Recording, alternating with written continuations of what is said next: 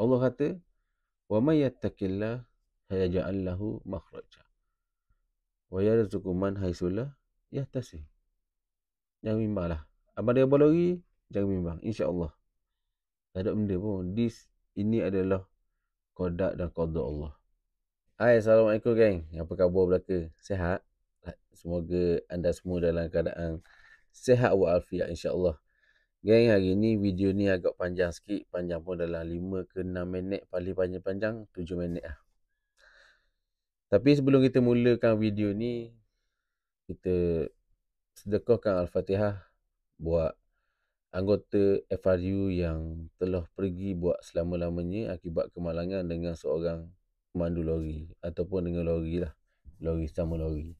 Jadi sini saya buat video ni, saya bukan nak tunjuk saya pandai, bukan nak tunjuk saya ni hebat. Tapi saya buat video ni sebab saya adalah seorang manusia yang mempunyai nafkah untuk anak dan isteri saya serta keluarga-keluarga terdekat saya. Bila saya dengar kenyataan Datuk Ayub Khang tu, saya agak terkejut lah. Dia kan polis, dia anggota. Mungkin dia baca kesalahan-kesalahan dia tu. Yelah, bila ada kes gini, akan adalah yang statement keluar, rekod-rekod lampau dia. Saya nak tanya, adakah rekod-rekod lampau dia tu mempengaruhi kemalangan dia tu?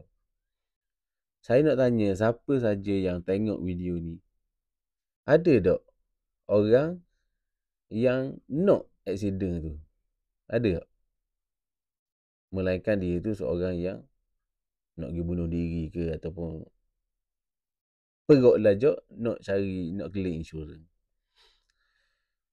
Hak mana sih awak rasa? Tak ada orang nak belanggar, nak babah, nak apa lagi kemalangan melibatkan kematian. Bukan seorang, ramai. Untuk disclaimer, saya buat video ni bukan sebab saya sokong driver lori tu ataupun saya sokong pihak polis. Tak. Saya buat video ni sebab saya adalah seorang manusia dan seorang penjuang nafkah untuk anak dan isteri. Bila ada kemalangan gitu, melibatkan kematian, ialah bukan polis je, bukan sebab dia tu langgar FIU. Bila kemalangan melibatkan kematian ni, dia akan bicara lah kes tu.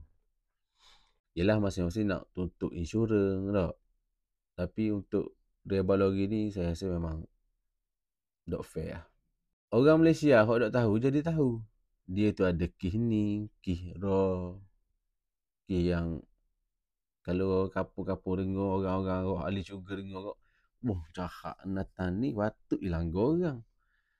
Untuk pengetahuan korang, kes-kes dia tu dok sakut paut dengan kemalangan tu. Dia tak ambuh kemalangan, dia tak ambuh. Dia pun berjuang mencari nafkah untuk anak dan bini dia. Berapa kita nak pergi kembang kat orang? Khabar ada kes lama, kes lampau, kes gini. Kes urine, kes. Lepas tu bila pihak polis tu buat urine test, dok sakut. Ada pula orang tolong kabur ke PDRN dalam lori dia tu ada air ketung. Dan Datuk Ayub Khang menafikannya. Dicari-cari tak jumpa. Okey.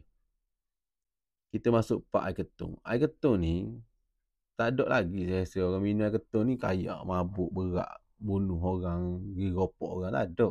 Tapi bila tu big kes gini, ramai netizen hok yang patut pun melanggar. Ada kes gini. Sekali lagi saya khabar, kes-kes yang dia buat tu, dia dah jawab semua. Dia dah duduk dalam penjara.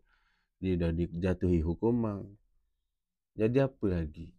Allah dah pandang kita siapa kita 10 tahun, 20 tahun yang lepas. Allah pandang hari ni.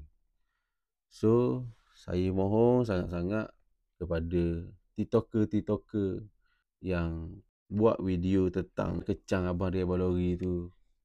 Janganlah, tak baik lah gitu. Kita fikir pendek je. Kita fikir kalau lah ayah kita benda tu? Adakah kita akan melakukan perkara yang sama?